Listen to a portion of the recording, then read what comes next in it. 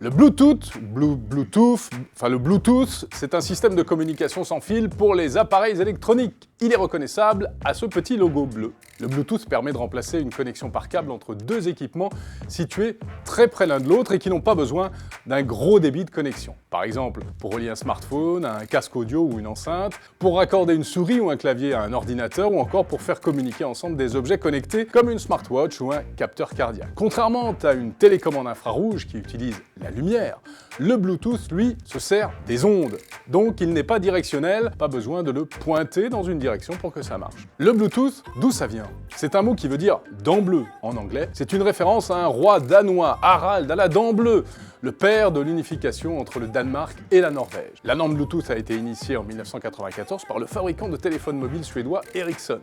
Et depuis, c'est une norme qui n'a cessé d'évoluer. Version 1, 2, 3, 4...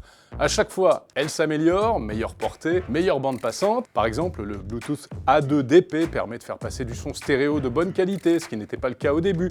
Le Bluetooth 4.0 Low Energy consomme moins d'énergie, ce qui permet d'économiser les batteries. Le Bluetooth 5.0 a fait son apparition en juin 2016. Il est 4 fois plus rapide, jusqu'à 4 mégabits par seconde, et il porte 2 fois plus loin, jusqu'à 200 mètres en théorie.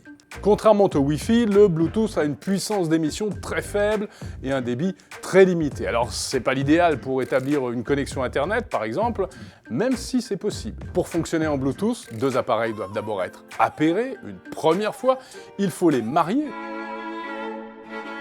pour qu'ensuite ils se connaissent et dès qu'on les rallume, eh bien la connexion sans fil s'établit automatiquement. Bref, le Bluetooth c'est vraiment pratique, le seul problème pour nous Français c'est que c'est pas facile à prononcer.